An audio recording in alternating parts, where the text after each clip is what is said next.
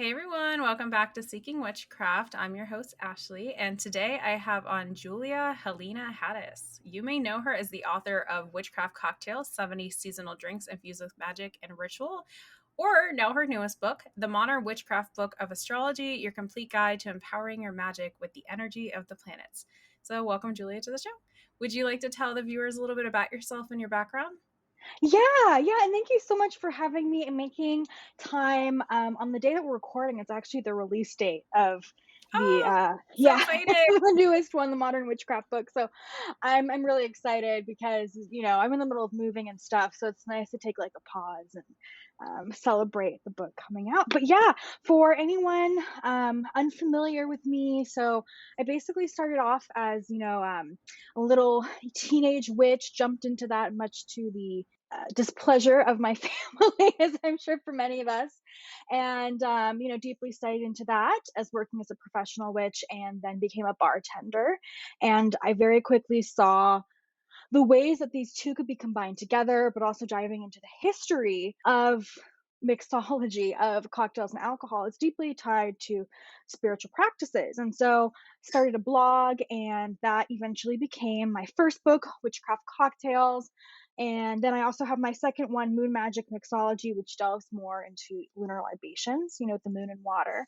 And so the moon in different astrological signs, and then that transferred over into the Modern Witchcraft Book of Astrology, which focuses more on the astrological healing aspect of what I do. Awesome. Well, I have a bunch of questions about your cocktail book and about your astrology book, and if you want to speak about your lunar book too, and just add that all in, we're gonna have a good episode. Yeah, of course. I love it. Cool.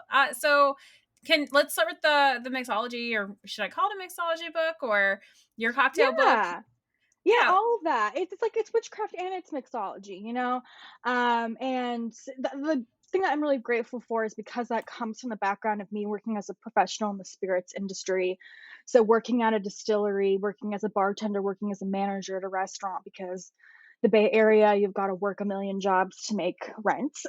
Yeah, my area too. I definitely I understand that. Yeah, yeah. So I was like working 14-hour days or whatever, and work at the distillery and then finish off at a bar, and the next, it was just crazy. So yeah, but so it's written from the perspective of I wanted to make it friendly for people who are beginner witches, but also more advanced witches, and people that were beginner at cocktail making and also advanced. So I've kind of included an array of things in there.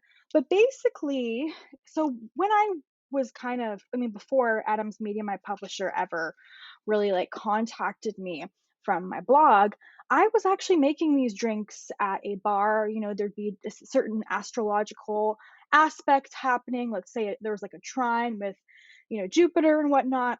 And I would create a cocktail themed off of those astrological energies, as far as what the benefits were of that transit or whatever may be going on, as well as, how to nullify maybe the more negative impacts. And so that takes its root, into both. It can be alcoholic or non-alcoholic, because I include a lot of herbs and herbalism into what I do. And so it took a while before people like, I was doing this at a bar weekend. We'd have a tarot reader come from the other metaphysical store that I worked at.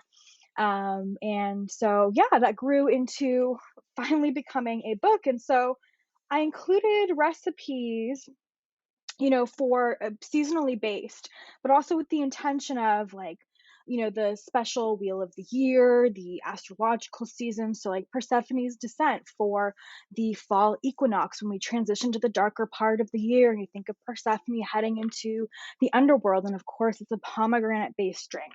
We've got the fiery Mabon cocktail, which has a little fire magic, for that festival. So, lots of things like that. But beyond the recipes, I think that kind of what I strive to do, because of how I was personally brought into witchcraft, is I like to make things that people can learn and put their own twist on it, because I think our flavor preferences has our witchcraft practices. So we all prefer different flavor balances, and we all prefer our own different approach to witchcraft. So I kind of spend a lot of time building up the basics of how magic and mixology intertwine, and the number of recipes that you can make as is, but there's also a little appendix at the back of basic cocktail recipes so people can feel confident adjusting into what they're looking for. What energy? Oh, I want to use, the energetic properties of strawberry in a cocktail. Let me go ahead and modify this, margarita or whatever it may be into with magical intention. So yeah.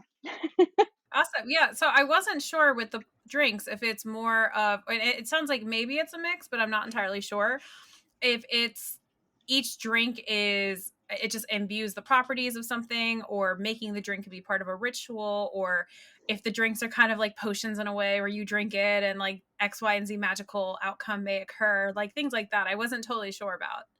Yeah, so I actually love personally doing all of those things. I will be frank, in working with certain types of publishers, they want the book to be displayed a certain way. So they kind of cut down some of the things I included. So, I had a couple spells for a few of them, or rituals, but we ended up cutting it down into an advanced magic section where you like include a tarot card, meditation, or working with a crystal. But even in the bonus that I did for this, I had like put together all the exclusive stuff of how you can incorporate it, because what we ingest into our body, our cells break down, and our body digests. It influences from the inside out. So it's like a real life potion. And alcohol, if you decide to include that or not, doubly so, because it goes into your bloodstream. And so it really influences how you feel. And so that can be, from one side of magic, inspiring a certain energy to help you have the confidence when you're doing spell work, to trust in it a little more if you're having certain feelings. It can inspire that. And especially when you taste an aligned cocktail where the syrup you put in is like chamomile syrup, just using chamomile tea, or, it's a chamomile honey syrup, and then you've got lavender bitters in there. I mean, you just have multiple ways to add in aligned magic, and you can have this really peaceful, refreshing concoction that maybe will help you feel a little more calm and peaceful. And then you can go do your ritual for bringing harmony into a household, or you can share that drink with a friend that you're trying to invoke more harmony and communication between. So you can incorporate it into a ritual. You can align it in other ways, like maybe the ingredients you're putting in your cocktail, you also put into like a floral bath. You can use it as a potion or spell in itself, because I think just the act of ingesting something, or the symbol of the cup as to what you're allowing into your life, what you're allowing into your body, it's just so symbolic. So there's really endless ways that you can get with it. I think one thing that was also in the bonus that I'd done for this. Sorry, this was a couple of years ago, so I'm just remembering, but like, I had a, sidecar with a sugar rim, a lavender sugar rim. And the bonus material was creating a sugar jar with lavender in it. And so you did this spell for harmony, and then you shared this drink with someone. And it had that corresponding of the ingredients in the drink, and also that little sugar rim to help just bring a little bit of peace, or, bring in communication into a situation. So there's just so many ways to do it. And I think a lot of times, like, kitchen witchery is something that is really slept on in witchcraft. I think it's becoming more popular, but for a while there, I felt like many people were kind of sleeping on it. Speaking of kitchen witchery, that just reminded me of something kind of funny. So long story short, I went to this festival many years ago, and they called it a kitchen witch workshop, where it really was just making a little satchel with different herbs in it, and you would speak to the herbs to wake them up. And then you had this satchel, and it was supposed to help you with money, to like get more money, get more income, not necessarily prosperity as a whole, but it was like targeted on money. And I moved not that long after this event happened. And shortly after I moved, I kept just getting random bits of money. Like I'd find money on the ground, or I'd get a check from something I wasn't really expecting, or like a class action lawsuit, for example, that like I didn't even Oh, know was wow. going on. Like things like that. I mean, it was never more than like a couple bucks, but a couple bucks, like when you're not expecting it, was great. And I was always like, why am I just getting all this random money? Like I'm not upset about it, but whatever. And then maybe like a year or two into that happening, I happened to be cleaning out one of the drawers where I kept my hairbrushes. And apparently, in the midst of my move, I had thrown that little satchel in the back of the drawer where my hairbrushes were. So my hairbrushes were laying on top of the Oh, that's ingredients to cool. get me money. And I was brushing my hair every single day. And yeah, I remember when I found the satchel, I went to my friends. I was like, I think I know why I was getting all this money now. I was Yeah. inadvertently doing this. So yeah, kitchen witchery, like working with herbs, working with spices, that shit works. Like Yeah, yeah, I it's love it's great. kinda like glamour magic, I do think it's funny though, I've never replied to those class action lawsuit things I get in the mail. I don't know because I worked a bunch of hourly employers in California for years, and I get those mails every once in a while, and I never reply to them, so it's good to know that they're real. Oh yeah, yeah. I got this is so off topic. I got one once from this company called Chegg. And if anybody here is listening and was ever in college and bought textbooks off of Chegg, they had a big class action a couple years ago. I got Wow. a nice amount of money back from them. I think they had a data breach, just like every website nowadays. But Wow. I gotta look that up then, because anytime I get those, I'm like, "This is, what up." God dang it, even Safeway, like Safeway, where I used to oh shop yeah. at in the Bay Area, I got something about that a couple months ago, so that's good to know. Oh yeah, they're real. They're definitely real. Oh, that's awesome. Listen, sometimes magic works in the way of just, laying a hairbrush on top of some herbs that you Yeah. charged with energy to get you money. And sometimes you got to do the mundane factor or the mundane things and you just get a check in the mail from a class action lawsuit. It's all about Yeah. balance. I love that though. But yeah, so going back to the book, so and the drinks, you kind of touched upon this, but can you walk me through how you came up with these recipes? I mean, I'm assuming it was through just like years of experience, but did you take like any special classes to learn about herbs, or did you do like a lot of research on your end to kind of tie everything together? Like, what did that look like? Yeah, so it's actually a combination. So on the one hand, I was working at a metaphysical store for many, many years, and the people that I was working for are actually now all Llewellyn authors, but they weren't obviously at the time when I started working for them. And so, we would sell like particularly Chaz Bogan. He did the Keys of Conjure. There's also, Storm Fairy Wolf and Devon Hunter. And so, Chaz would create these amazing herb blends, and I mean, just working at a witch shop, to be honest, like you're selling herbs to people, you're guiding them as far as their magical practice, and being like a little teenage witch, into it. I was studying up all this stuff and then finally working at the shop. It just, you get really familiar and comfortable with saying as far as what herb is great for what crystal is great for what, etc. And then, of course, I did like more formal trainings. Like I'm a certified crystal healer, Reiki, energy work, all that stuff, because to me, a big part of witchcraft is healing, you know? And so it just became kind of natural. Like the second that I got into bartending, which I only took on a whim, there was like this bartending school that my friend had mentioned. And a couple months later, I randomly remembered it. Now, bartending school sounds really fancy. This was a dive bar bartending school. So we were like mixing colored water, making AMFs, like fake AMFs. So this was not fancy bar education. But the person who was like, helping us memorize these recipes so we could go out and just immediately get a bartending job rather than starting off as a bar back. Um, just mention a couple things about like the history of a martini or something, just in passing. Of course, most people didn't really care, but I instantly loved it. And especially in the San Francisco Bay Area, there is such a wonderful like history with cocktails in the Bay Area.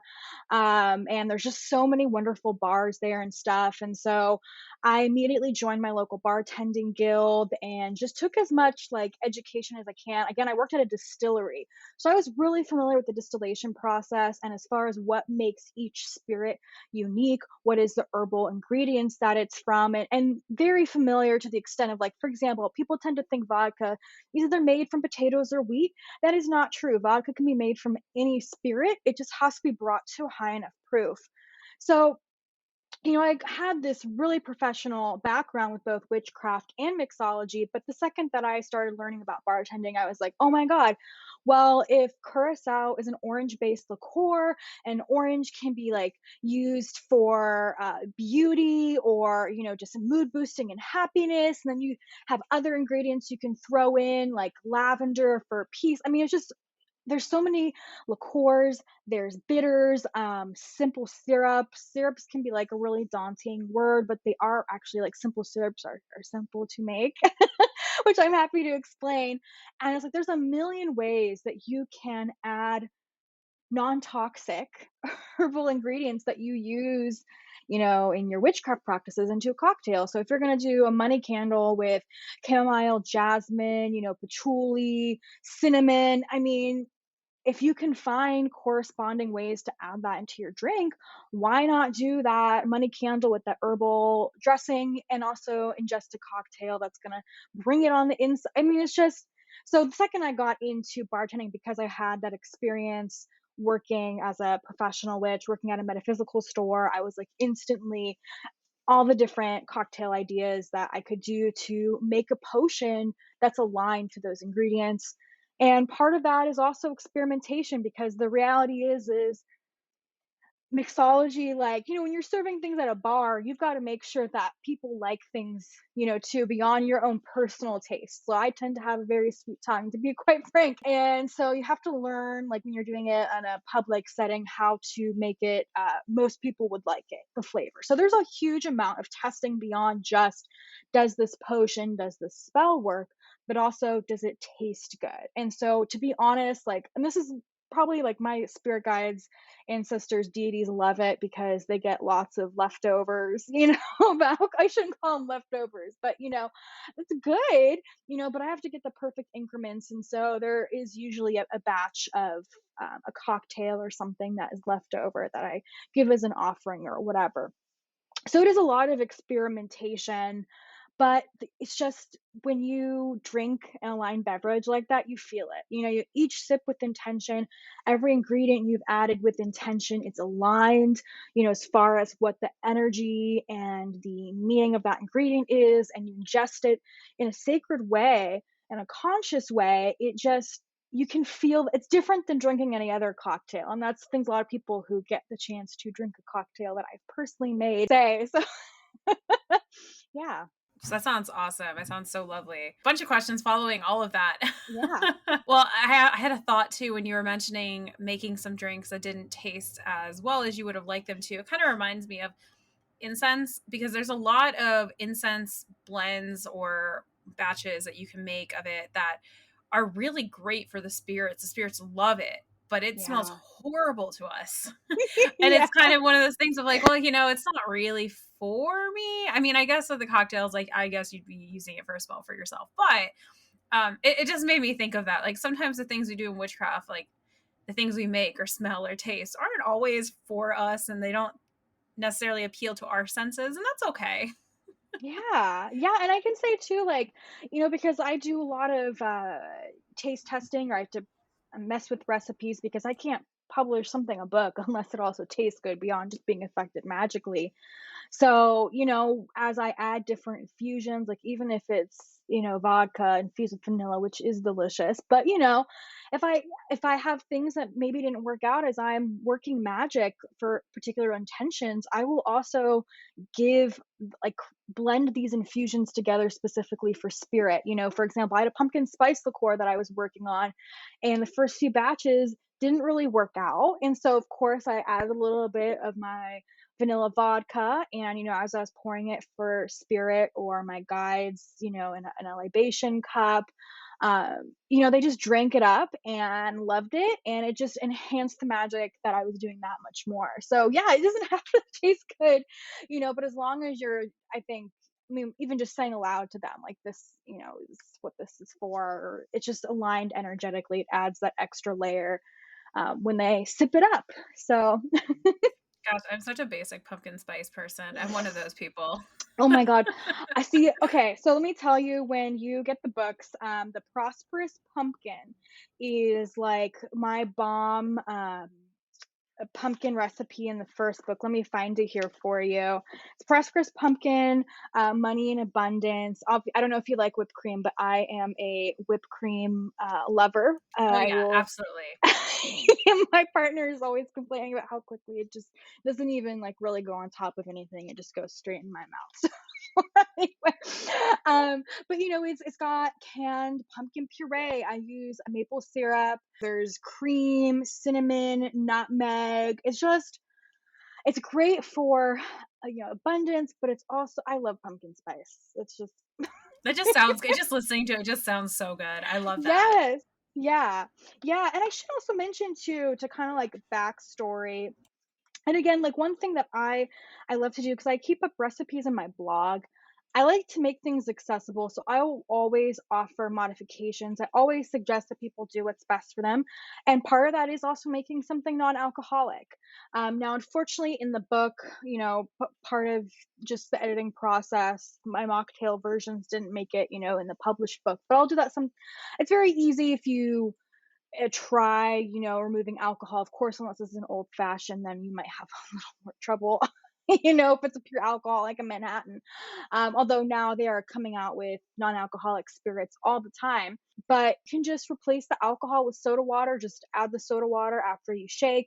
You'll vary the ratio of sugar to acid, so probably make it a little bit sweeter. But you can, again, if it's too citrusy for you, you add a little bit more sweetener to balance it out. If it's too sweet, you add a little more citrus. And so it's always important to, like, again, with the flavors, modify it for what works best for you. So let me ask, have you personally tasted all the drinks in the book? Oh yeah, for the first That's one, awesome. yeah, of course I couldn't. That's the thing is, all the recipes, like usually Adams Media gives like 2 months to do this, so it's a little crazy. And to be honest, I've never really met those deadlines because I just have to make sure things taste good. So, and not that everything is really, a ringer for everyone, but I had people come over and taste test to just get their opinion and their feedback on the recipes. So, absolutely, I wouldn't put a recipe that I haven't tasted. But it's not that every drink is for everyone. Like, let's be honest, if you don't like tequila, which I think could really depend on the type of tequila that you buy, quite frankly. But, you may not like tequila type recipes. So it's just kind of finding out if you have a cocktail or type of cocktail or spirit that you really like, kind of looking in that direction. Yeah, I'm one of those people that I don't like tequila. I've tried different types. I've even tried, what was it, 1942? Is that what it's called? I think is it the Don Julio one? It's like, yeah, the expensive one in the tall bottle that's like the brownish bottle. Oh, Or okay, nice. 1932? I don't know. You could tell I don't drink tequila, but I've even tried that one before, and I did not like it. I have a bottle of tequila I've had at my house for probably like 6 years. It's just sitting there, not Yeah. used. Yeah, but I can give you some uses for that spiritually. I mean, that's the thing I love too is like the word spirits and spirituality because honestly, there's a reason alcohol is called spirits, which we can get into a bit of the history of. But like tequila, yeah, tequila is made from agave, and agave specifically, the type made from blue agave. It has to be mezcal can be made from any agave, but tequila has to be made from blue agave. And basically, this plant can take up to 20 to 25 years to bloom. And when it does, they have to watch it, and they have to kind of notice it's about to bloom and cut off the plant at that point before it gets the chance to bloom, because that's when it releases all the sugars. And so that's what they use. And agave is just like wonderful for love and lust, but also because of its really interesting life cycle. I like to use it a lot for kind of the theme of like coming into power, like having that belief, in your ability to bloom, as a cheesy metaphor. But it has this really interesting life cycle and kind of the meaning of that. And then also the properties of the plant. So, and it's associated with Mars. So tequila is wonderful to use for love and lust cocktails, or, if you don't like tequila and want to give it as an offering to spirit, if you're doing like some sex magic or doing love magic, like it would be really great to help ignite that passion, and that kind of that sense of just, yeah, the passion and sensuality. So would you recommend maybe just like, if I were to do that, for example, like putting it in a cup on my altar or setting it on fire somewhere? I mean, it would have to be very high proof for it to catch fire, quite frankly, That's but fair. yeah, I mean, and I'd also suggest you be careful with that, but yeah, you just put it on your altar. I mean, I personally like to always the way I've worked with my guides and ancestors, I always just say things aloud when I and they always come through. Like if I need help with something or say, "You guys, can you just give me some insight on this?" And whenever I speak it aloud, it's kind of like my boundary, you know? So they'll always come through for that. So just pouring it, you know, and letting them know what it's for, the intent, you know, if you remember what I say about what agave is. And I mean, you can infuse it with hibiscus. You could infuse it with something if you want. You don't have to, because hibiscus is also great for love and lust. If you wanted to incorporate some fire magic, you could take, and this is something for anyone listening, I do suggest that you watch videos of this. I know I have it on my Instagram, but you can flame a peel. So basically, the outer rind of a citrus has all of these pores on it.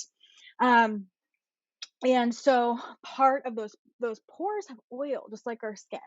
And if you heat safely at an angle, but you do have to get kind of close. So this is something I suggest you watch before you try and do. Always practice fire safety. But you can heat the peel above the little flame on the match and use match because you don't want, toxic fumes from other lighters there.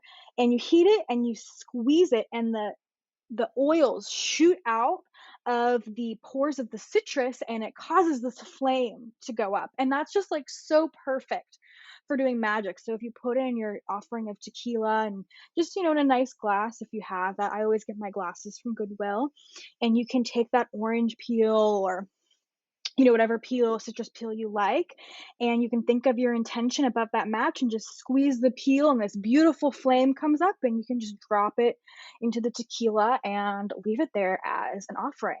Oh my gosh, I love that idea. That sounds really cool. Yeah, and another thing too, so this is like stuff that I actually incorporated in my most recent book, The Modern Witchcraft Book of Astrology. 'Cause I can't leave the bartender kitchen witch part of myself behind. So I put it in everything that I do.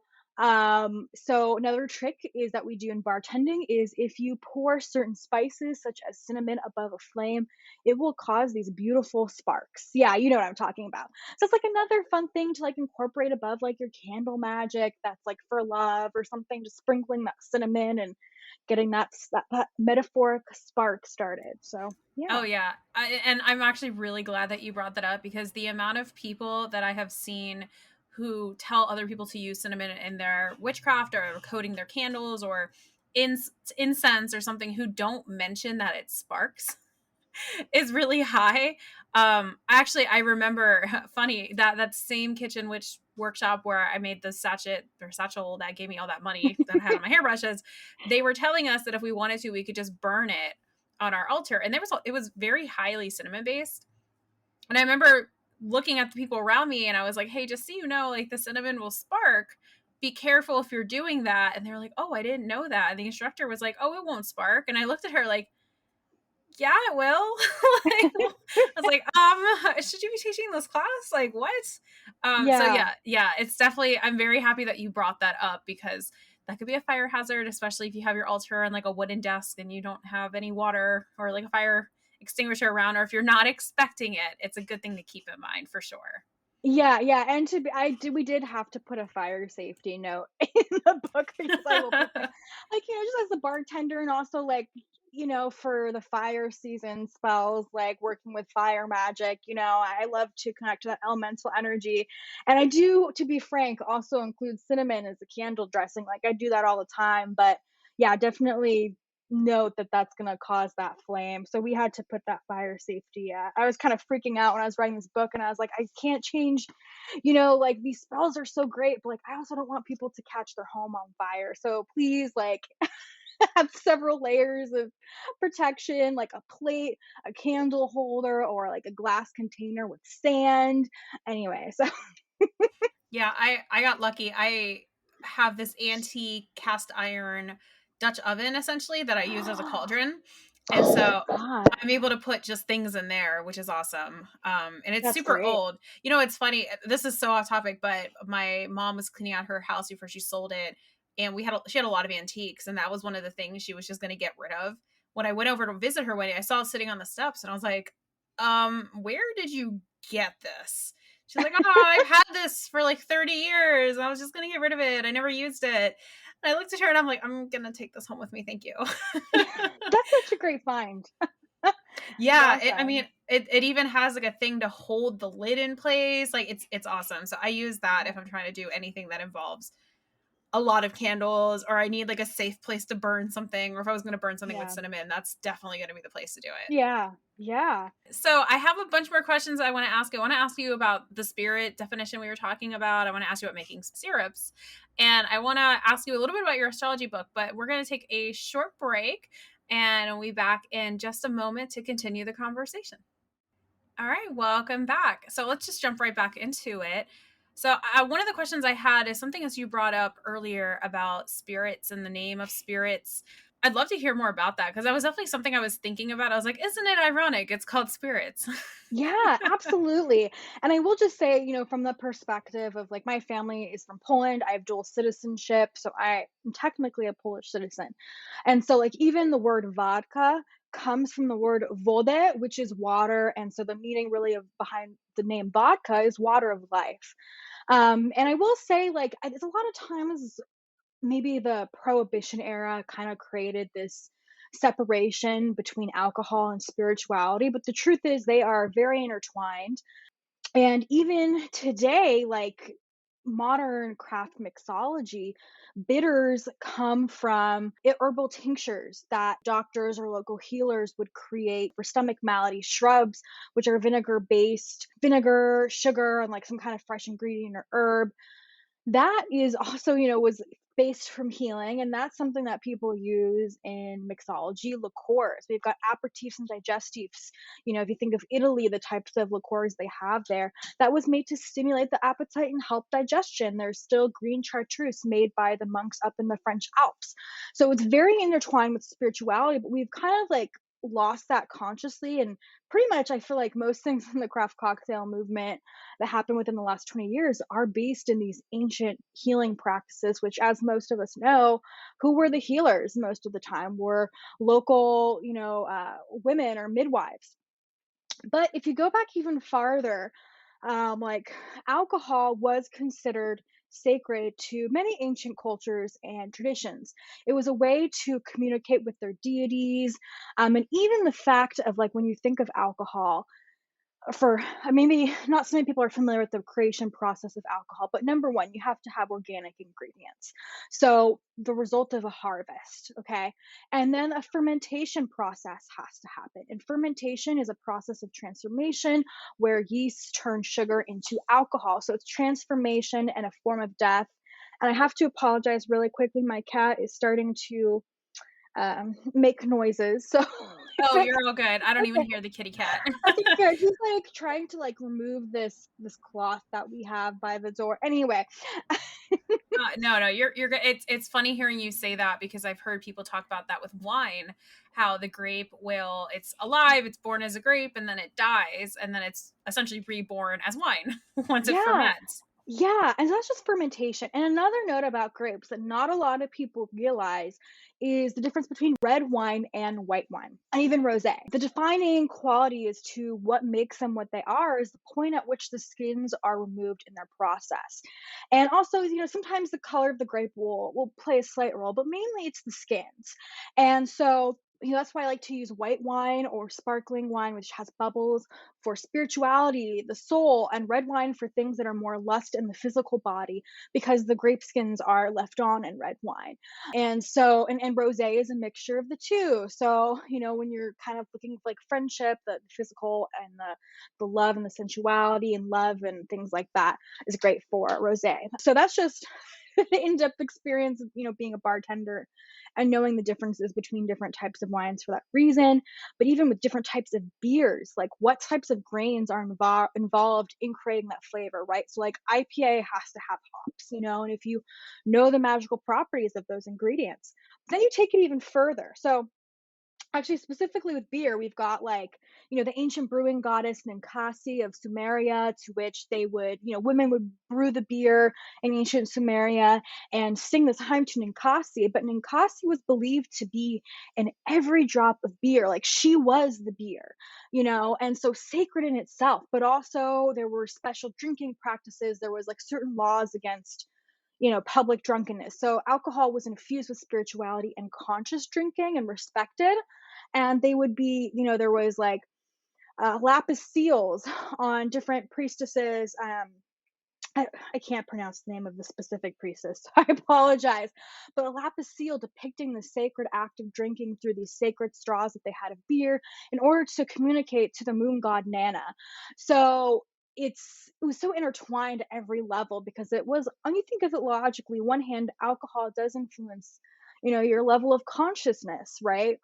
Within moderation, you know um, but also on the other level of just the whole process of how it's created. And when you get into distilled spirits, we literally get the still, which the still is the special chamber, and there's so many different types of stills. There's like a pot still, there's like a chamber or column still that has multiple chambers. But basically it's heated to a very the fermented substance is heated to a very high proof, and the alcohol vapors rise, and so they are able to separate the alcohol from the organic substance. And so this comes from alchemy, like quite literally they came from alchemy and alchemists. And even beyond that, like when you think to modern day, this is like nerd me working at a distillery all day, like showing, I mean, I was like, when I say working at a distillery, like I was very involved. I was working brand ambassadorship. I was starting to learn how to work with the still and monitor the gauges.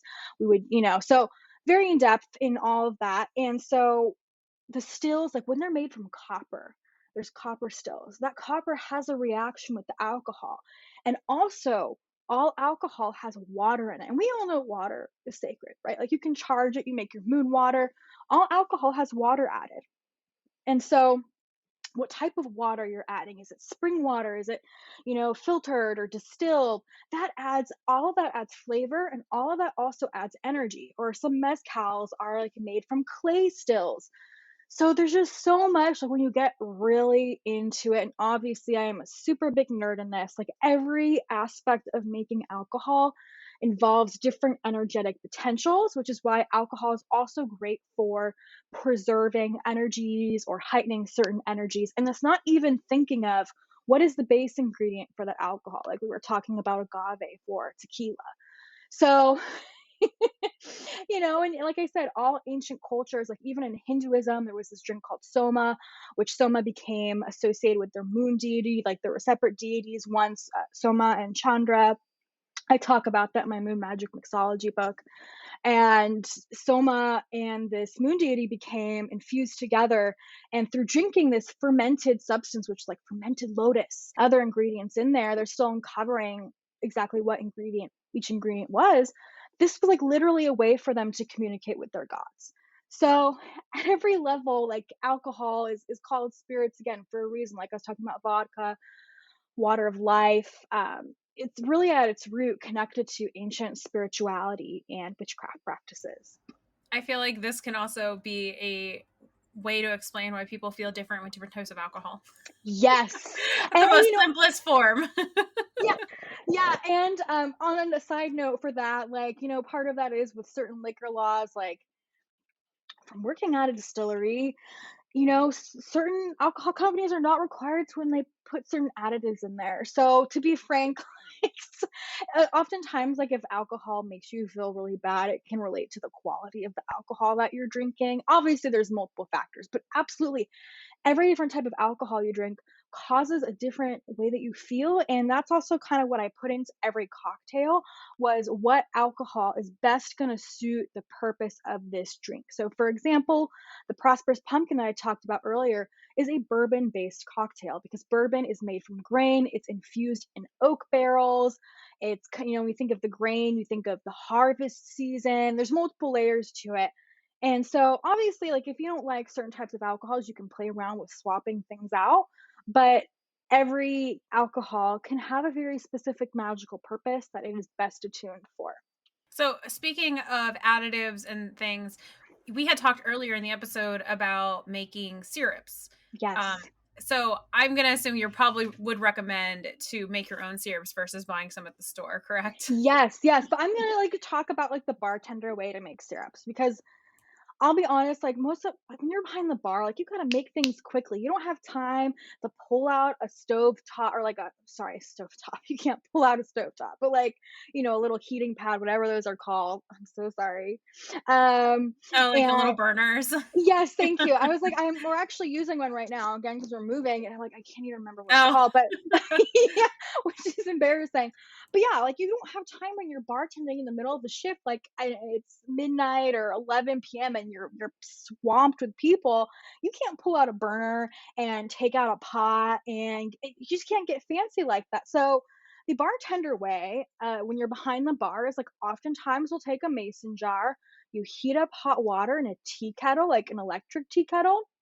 Every bar I worked at had an electric tea kettle, and you just do equal, measured separately, equal parts of water and sugar.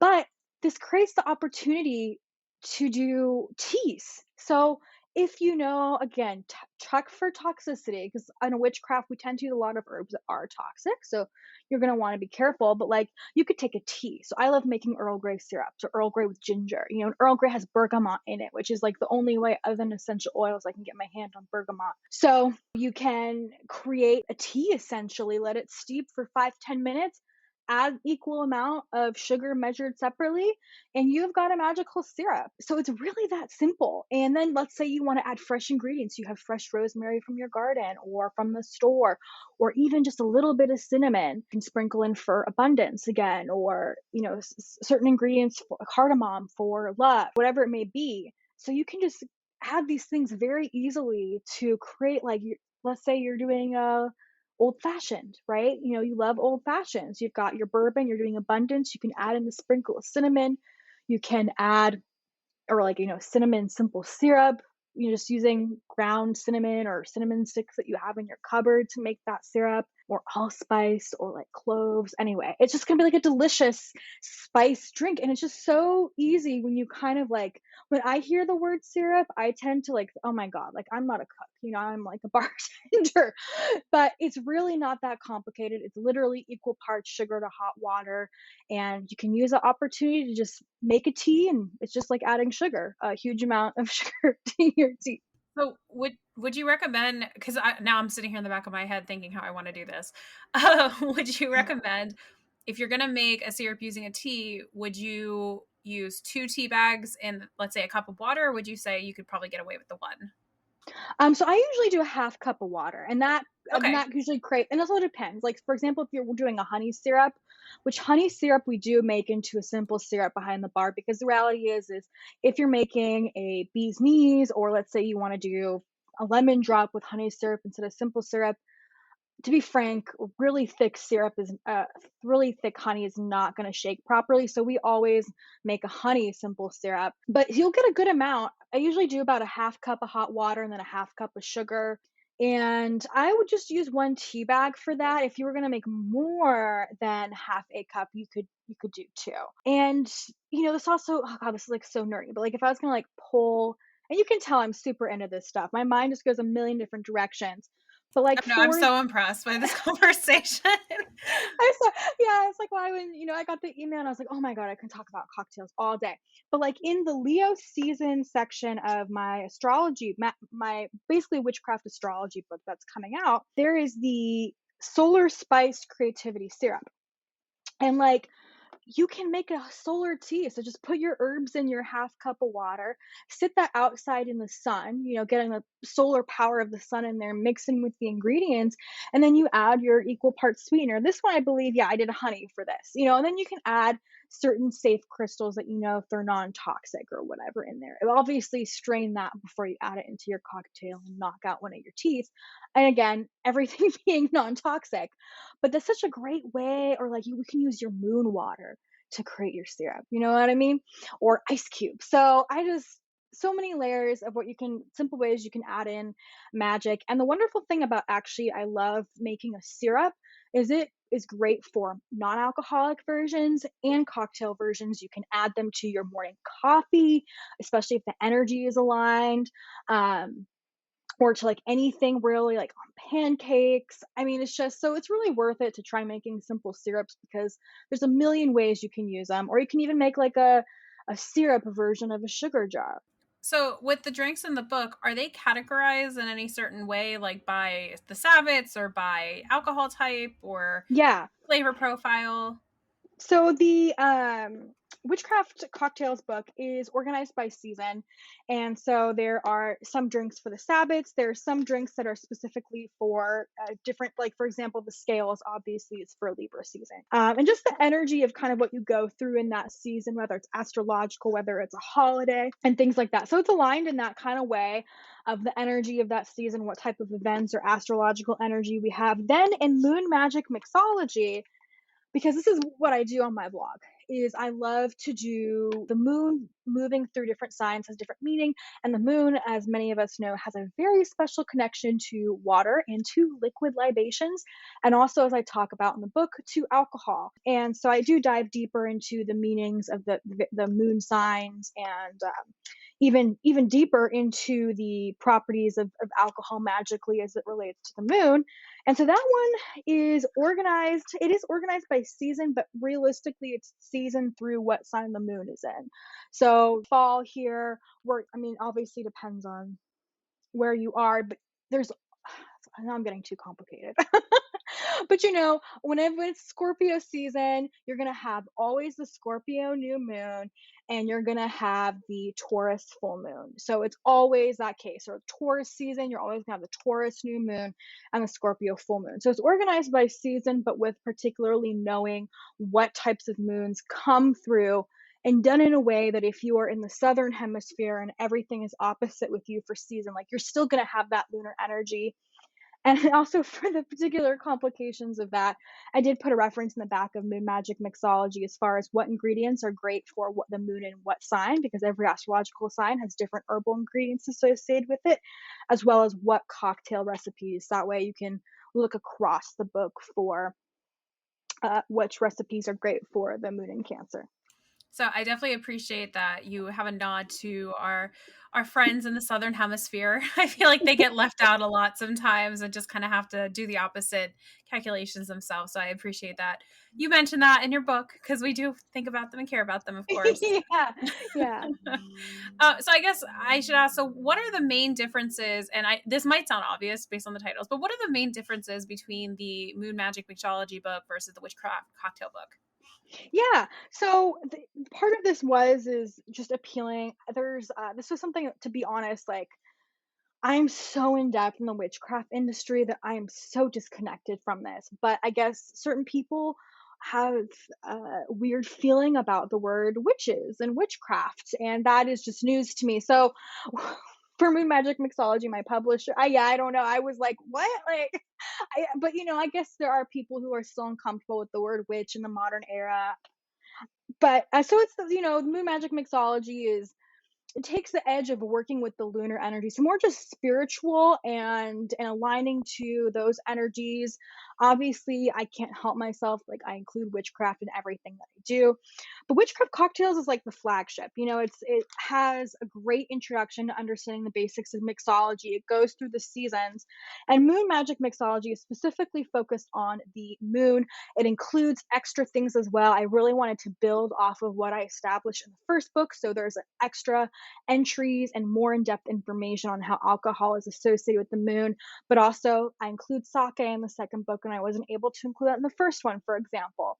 And then I dive into working with cocktails and ingredients through the phases of the moon, through the moon in different signs. So it's particularly like moon focused. So if you're someone who works just with the lunar side of things and maybe you don't care as much for the Sabbats or the wheel of the year. Whereas Witchcraft Cocktails is like has drinks that are specifically aligned to spells. So spells for abundance. And like of course Moon Magic Mixology has certain cocktails you could use for abundance, but it's all focused around the moon. So that's, and then also Moon Magic Mixology again, like I was like, okay, book number 2, I can include things I didn't include in the first one. So this one has how to make a liqueur, certain liqueurs in there. So I put like a limoncello, obviously working with the moon. Lemon's a key ingredient, so making limoncello in really simple ways, so not overly complicated ones. There's the violet liqueur recipe, which is just like, oh my god, I'm in love with this recipe, and I'm so glad I was able to make that work, because part of it is like I wanted to show people that if you, for number one, for any of the things that I make here, if there's a lavender bitters recipe in the Magic Mixology, or the liqueurs, you can also buy those at the store. You don't have to use the recipes that I put in it. But it's just to kind of show that if you wanted to make those with the cycle of the moon, you can, or here's how you make a liqueur. And then if you decide like, oh, I want to make this recipe and it uses the violet liqueur, you can literally go to the store and buy that. So it includes a little extra on how you can add other layers of magic to your libations through liqueurs or bitters. And bitters are great to work with, particularly in the moon, because they take a long time to infuse. So you'll have a full month to make those. Oh, Yeah. I love that in a way. I feel like that's actually very appropriate. Yeah, yeah, absolutely. All right, so we're getting close towards the end of the hour. I do want to talk a little bit about your new book because it's your release date. So congratulations on that. Yeah. So can you tell us about the book? Like, what can listeners expect to learn from it?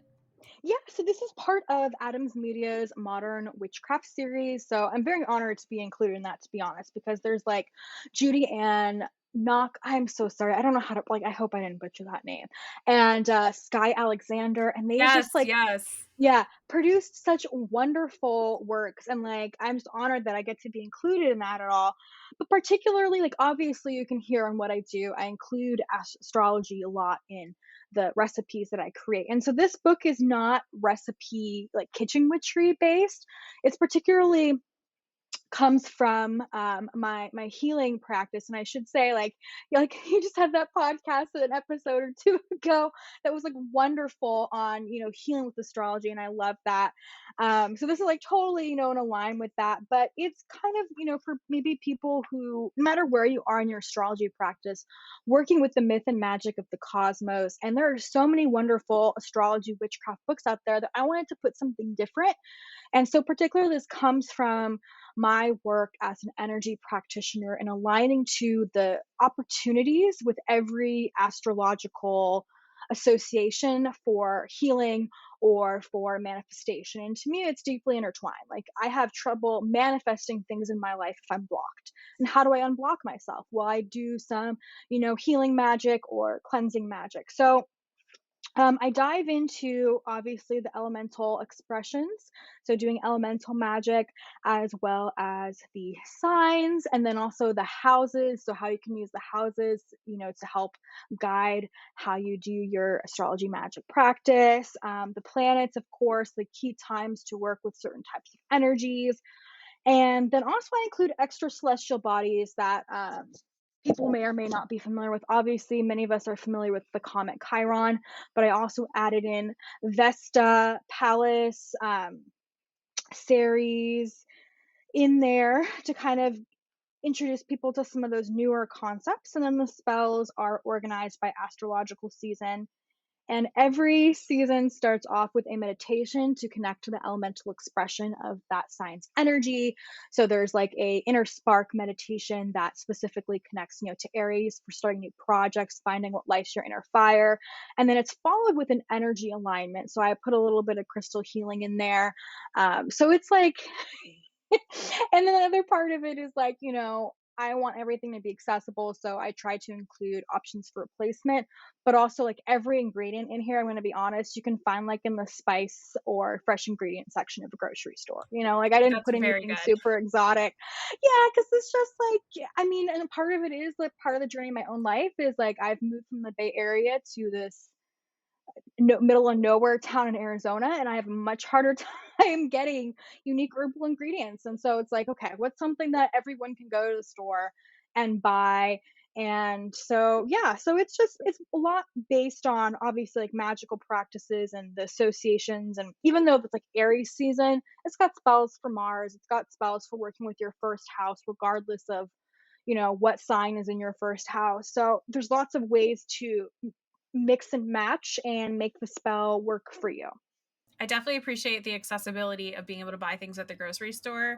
I will say, since getting involved in witchcraft, I know when I go to the store and I need to buy some bay leaves or even garlic powder or like any random herb that I ran out of in my kitchen, I buy it with the idea in the back of my head. And I know I'm not the only one who must do this, but I buy it and I say to myself, can I use this for witchcraft? Like, is this a good quality? Like, can this double for something else? Like, maybe I should get this other one because the bay leaves are a little bit bigger if I want to write on them. Like, these are kind of Yeah. small.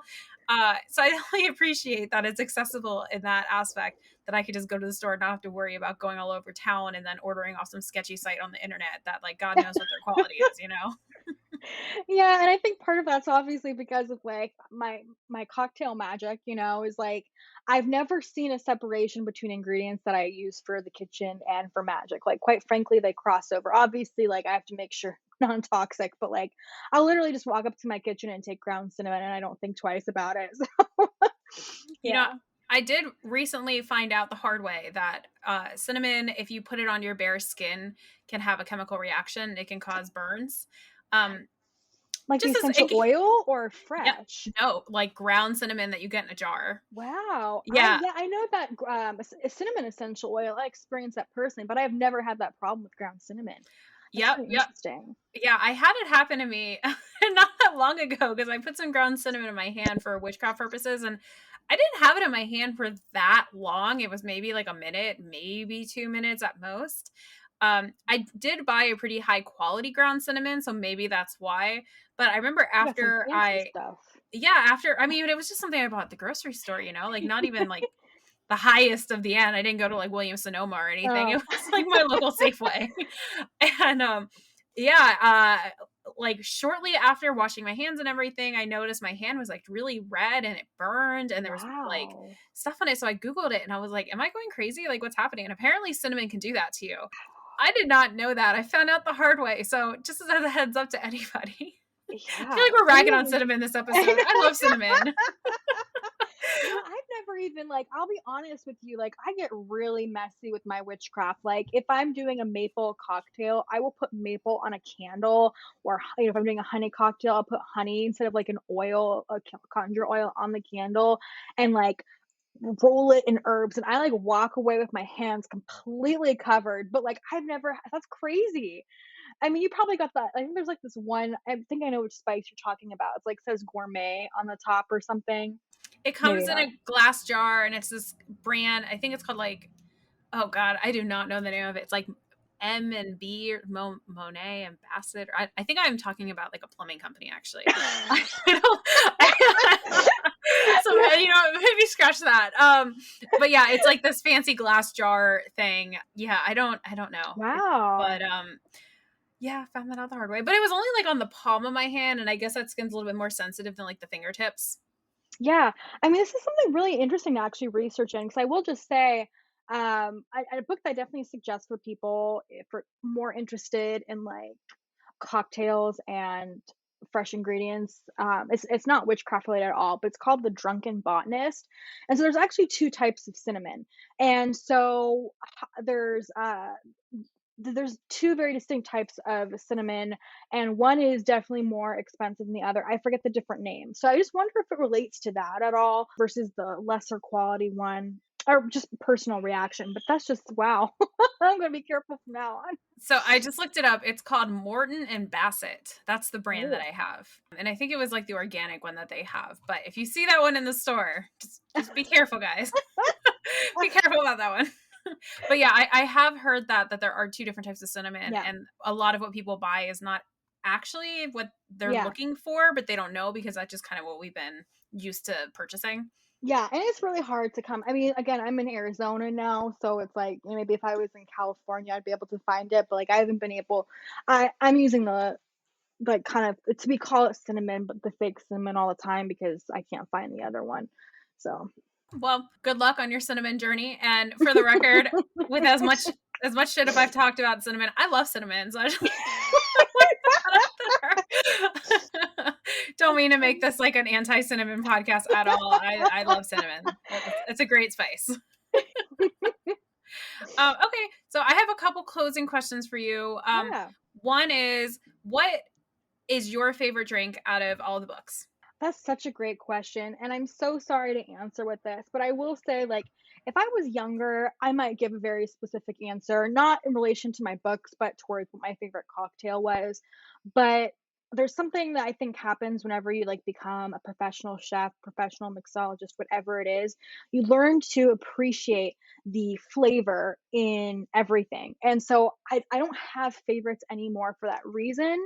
But let me just look at the table. Well, I will say the violet liqueur recipe is one of my tops. Although, of course, you have to order dried violets, because not all of us have access to that. So that's a seasonal thing. Otherwise, it's expensive. But again, you don't have to make the liqueur. Persephone's Descent. Everyone loves Persephone's Descent.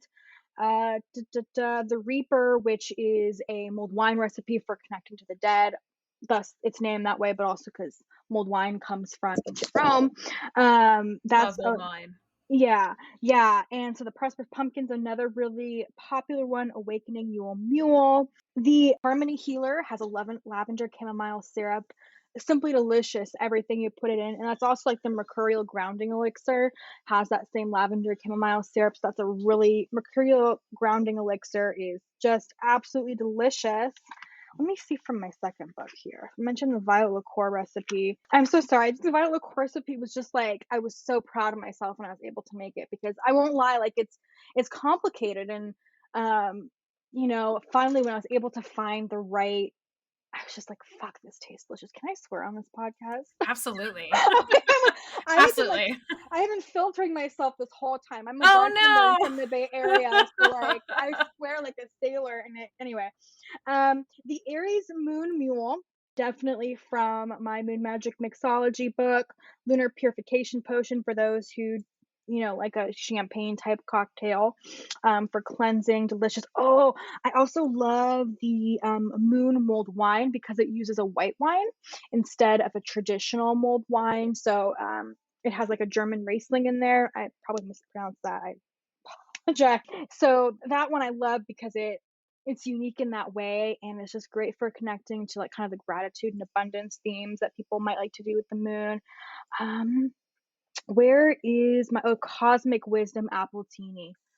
Oh, yeah, so That sounds good.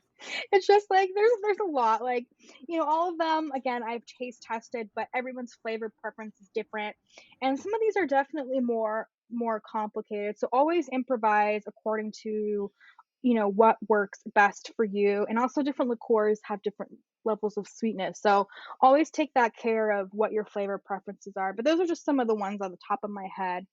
Okay, now I'm going to be selfish. So I'm going to ask you for a recommendation. So I like vodka based drinks. I don't like super strong tasting drinks. So I'm not like a vodka martini type person or on Hmm. the rocks person. I don't like super sweet drinks, but I like sweetness. Just not the same sweetness I would have liked when I was 21. Yeah. So do you have a drink that you would recommend from any of your books for me? Yeah, I mean, I will be honest, like, from each book, there's 70 or so recipes, so there are a shit ton of recipes in there. See, I was about to, like, quiet myself when I was saying shit right there. But actually, what instantly popped into my mind is this, and also because I just recently made it, is this drink on my blog, which is a common chamomile lunar cocktail. And you make a chamomile rose tea. It is a vodka cocktail. It has a little bit of apple brandy in there, or you can use fresh apple maple, and it's just simply delicious. Like that's probably what I would suggest because it's really well balanced. It does have that little edge of a little bit of sweetness, but not so because maple syrup is much more subtly sweet when you add it to a cocktail than pure sugar. So I would definitely suggest you check out that one, especially because if you have chamomile rose, or you can just use a tea that you get from the store. Like you don't have to be super fancy about it. It can be really easy to make that one. That sounds really good. I'm not a big fan of brandy, but having apple juice perhaps like that sounds amazing. And I should be careful with apple brandy. It's not like brandy brandy. I should clear it's kind of misleading in the way. It's like a fruit brandy, but it's not at all like if you're talking about straight up brandies that you don't like, it does not taste anything like it's basically like a apple brandy is basically a liqueur, like an apple liqueur, if I'm being frank. Okay. So That's good that's to hopefully know. that's not sacrilegious, but it does not taste anything like traditional brandy. It's just brandy in terms of they probably use brandy in the process, but it's completely different flavor wise. That's actually really helpful because every time I've gone to a restaurant, I've seen apple brandy listed on any of the cocktail menus when it's mixed with other alcohol. I've immediately said no to it because I'm like, oh, I don't like brandy, so I'm not getting that one. And now I'm like, man, maybe I should have tried it. Which Yeah, well, actually, now that we're saying this, makes sense because there's the amount of sangria I've had that I've been like, well, I guess I'll just have the brandy, and then I don't really taste it now. Now I am starting to understand. Well, I'm putting the pieces together of why that was. yeah, and also for anyone listening and also for you, like the way that I started off when I was bartending and like I didn't have like it alcohol is freaking expensive, so you don't want to drop a lot of money on something you don't know you're gonna like. A lot of liquor stores or, any place that carries liquor or Total Wine or wherever you are, they'll often have small sample bottles. And they definitely have small sample bottles of apple brandy. So that's usually enough for at least a cocktail, if not more, if you're just using it as a side liqueur and it's not the main alcohol. So that can be a way to taste the apple brandy to like make sure what kind of brandy it is. That's actually a really great idea, especially if you want to make a cocktail for like a party or something, but you want to taste it Yeah. before going on and spending all that money on the bottles. Yes. I don't know why I never thought of that. Thank you. That's Yeah. that's a wonderful idea. I love that. 'Cause the Bay Area is expensive, so I was like, "I'm not gonna invest in these huge bottles, I'm just gonna use those little carry-on ones for the airplanes or whatever." Yeah. Yeah, that's fantastic. Well, all right, Julie, this has been so helpful and so insightful, and I really feel like I need a drink now, not because of our interview, but because I would like a nice crafted cocktail because that just sounds amazing right now. Unfortunately, I'm drinking water, but maybe over this weekend I'll have to look into getting something a little bit stronger than that. I do have one final question for you before we wrap Yeah. up. So this question is something I ask everybody at the end of my episodes. It doesn't have to be related to what we talked to, or it could be, but if you could give one piece of advice to a beginner just starting out in witchcraft, what would you say to them? Yeah. There's multiple things, and it's also from, like, someone who's worked at a metaphysical store and helped a lot of people. I firmly believe, like, you have to hold space in your mind in order to research things across multiple avenues, so don't just, like, take advice from one person, look it up in multiple places and see what they say, but at the end of the day, always choose what works best for you because magic is really individual and everyone's healing and manifestation and their strengths and is going to look different. So I definitely like look up at multiple resources, but with that wisdom and that education, always default to what you feel intuitively and your personal connection with what you're working Oh, I love that. That's wonderful advice. with. All right. So, where could the listeners find you on social media? Yeah, so the best place I'm gonna say for now, because this is never gonna change, Julia Halina Hadas and juliahalinahadas.com because, no matter what I'm doing, everything is going to extend from that. I also have my blog, witchcraftcocktails.com, and the Instagram for that is at witchcraftcocktail. But probably the easiest place to go is just look up my name, and it will have links to everything else from there. Perfect. And all of that will be in the bio for this episode. And if you are looking to find me, you can find me on Facebook at Seeking Witchcraft Podcast, Twitter at Seek Witchcraft, Instagram at Seeking Witchcraft. I have a Facebook group called Witches Seeking Witchcraft and Patreon where you can support the show, which is patreon.com// Seeking Witchcraft. And I'm sorry if you're hearing my cat in the background why I'm saying all of this. She's having one of those reverse sneezes right now. So I think I heard a little wheeze. That was yep, cute. yep. Well, yeah. So anyway, Julie, thank you so much for coming on. I'm so excited to dive into this book and make some of these cocktails for my friends. And this has been such a pleasure having you here. Yeah, thank you for having me. Absolutely. Thank you so much. And thank you everyone for listening. We'll talk to you again next time. Bye.